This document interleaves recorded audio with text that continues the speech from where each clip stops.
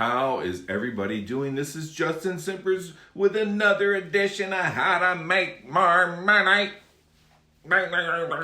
Anyway, thank you for everybody's well wishes last week. It's been a rough few months, but I do appreciate that. Today I want to talk about failure. And it has come up on some forums. I posted about it, but really wanted to talk about failure and what that means for me and how I look at it and how it's evolved. And, I feel like one of the biggest stigmas, character defects, is fear, right? Now, fear can come in to help you, right? Like, let's just say, somebody is, you are in a compromised situation for your life. You have some fear, act on that fear, get out of that situation. Totally natural. But there are too many times where the natural version of fear plays into situations where it doesn't need to. Now, you're not really going to be able to avoid having fear, right? Like, as well as I'm doing and have done, I don't know what it is, but that 2008, 7-8 mortgage crash and what it did to me, it still lingers in the back of my mind, right? But let me explain what I mean about fear. So fear of failure is really like the opposite of how you should be conducting your day-to-day business in sales. You should actually appreciate failure. You should want failure. I remember when we were doing a timeshare, how to sell it, right? How to sell timeshare, and we would do all these courses and stuff like that. And one guy said something to me that really stuck out. He's like, when you're doing your tour, you want to hear the no's.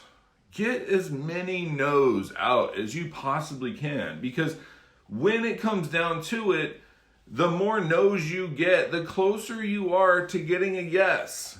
Now, I didn't ask closed-in questions the whole time I was talking to people about buying a timeshare to get no answers, but that stuck with me in the back of my mind. And back to when I was doing cold calls, when we were doing coldies, right? It was like, how many no's can you get before you get a yes? Well, there's a formula, right? So just why be afraid of the no? And if you get a no, look at yourself and go, hey, what could I do differently?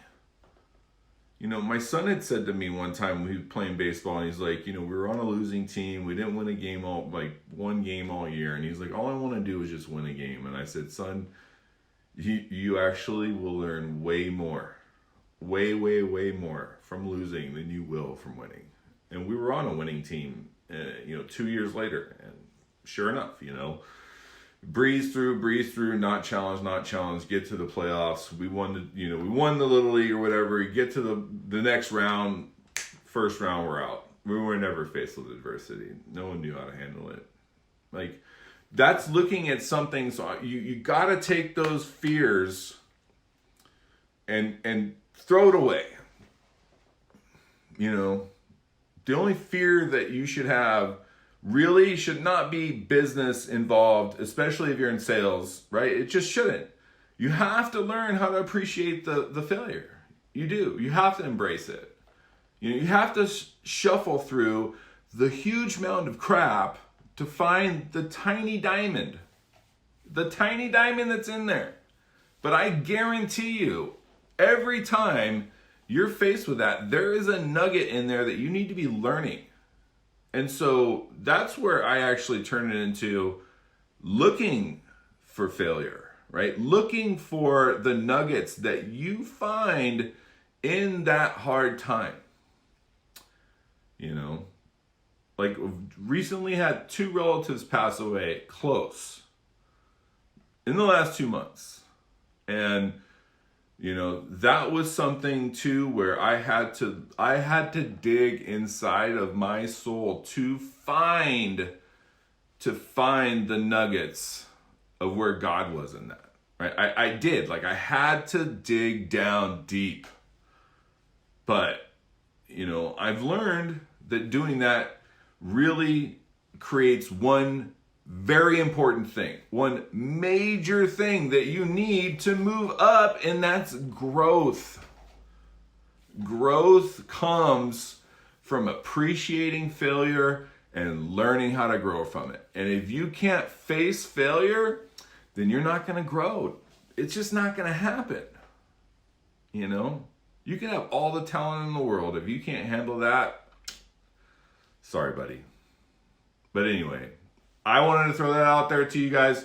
Thank you so much for following me on social media. Tell your friends about it. Have a nice day.